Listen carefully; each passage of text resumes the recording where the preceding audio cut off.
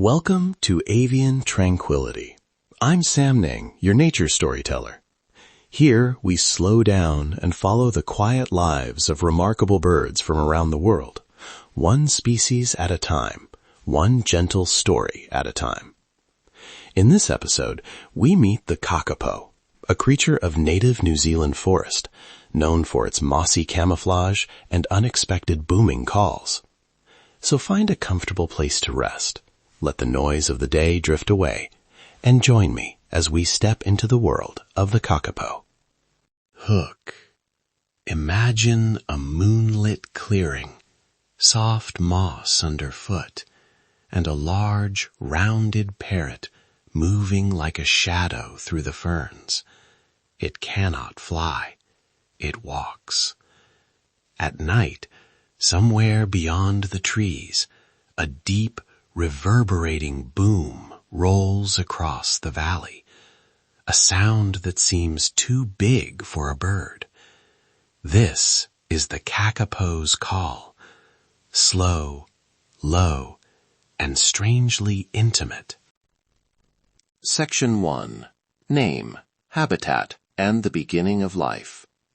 The Kakapo, Strigops habroptilus, is unique among parrots, nocturnal, flightless, and rooted to the forest floor of Aotearoa.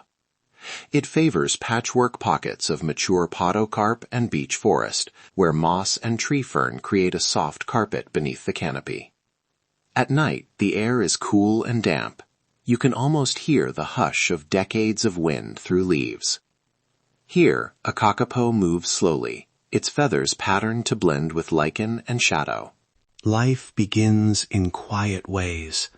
Kakapo nest in hidden hollows or in thick vegetation. Clutch sizes are small, often 2 eggs or sometimes just 1, and incubation is a slow, careful task.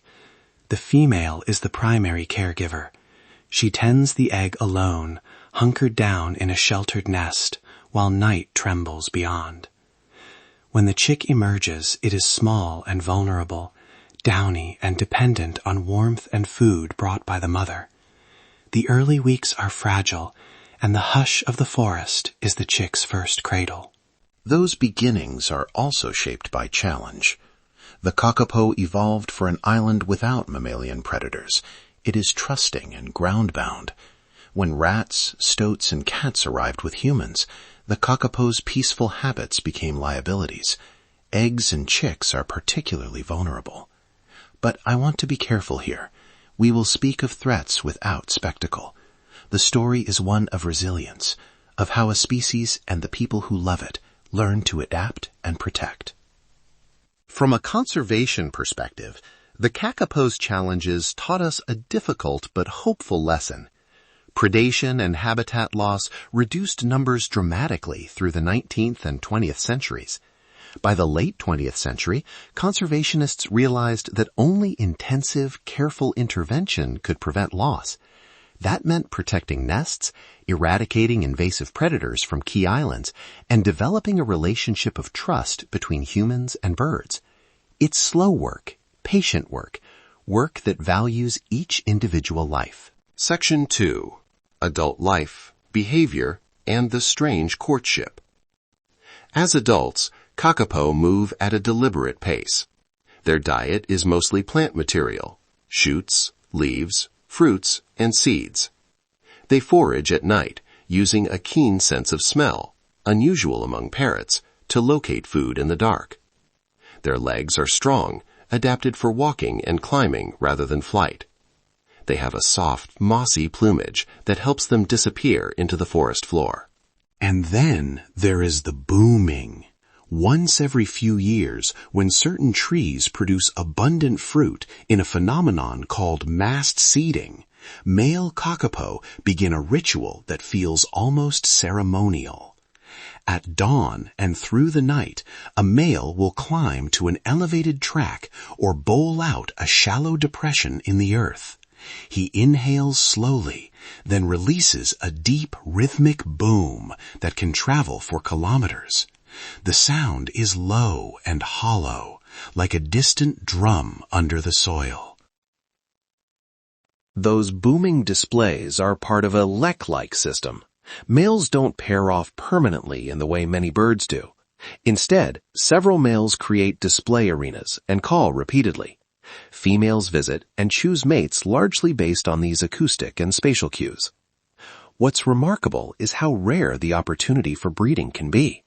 If mast years are infrequent, successful breeding seasons may be separated by several years. That scarcity amplifies the stakes and makes each chick especially precious. The booming itself has a curious intimacy. Imagine sitting quietly and hearing at intervals a deep, resonant note that carries like a stone dropped into a wide, still pond. The male then emits softer, higher calls as a courtship sequence, a mix of volume and nuance that only a Kakapo audience could fully decode. It's one of those natural wonders that feels too strange to be accidental, a long, evolving conversation between individuals shaped by habitat, food cycles, and time. Section 3. Conservation, Human Stories, and Reflection. The Kakapo's recovery is an awkward, beautiful partnership. Conservationists moved remaining Kakapo to predator-free islands, carefully monitoring health, diet, and breeding. Guardians, the people who care for each Kakapo, learn the bird's habits, notes, and even idiosyncrasies. They provide nest boxes, supplementary food in lean years, and medical care when needed. These steps are practical, scientific, and rooted in patience. I've spent time alongside guardians, watching how small actions accumulate into survival. Translocation requires planning that respects both the bird and the ecosystem. Genetic management is also part of the work, ensuring diversity across a small population. Importantly, conservation here is collaborative with Tangata Wanua, who bring ancestral knowledge and care to the stewardship of species like the Kakapo. That human relationship is not dominant. It is responsible, listening, and accountable. Reflection. What does the Kakapo teach us? It asks for slow attention. It reminds us that abundance can be irregular, that some lives unfold on a timetable set by trees and seasons rather than by human urgency.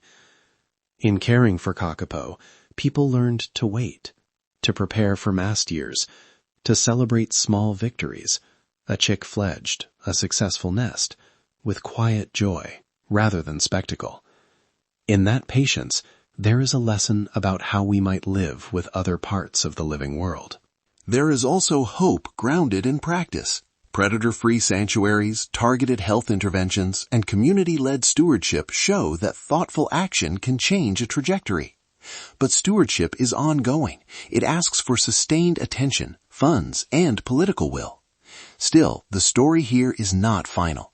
It is a story of steady care. Each Kakapo that survives to adulthood carries not only its species history, but the touch of people who stayed with the work. If this story of the Kakapo brought you a moment of calm or a new appreciation for patient conservation, please subscribe to Avian Tranquility.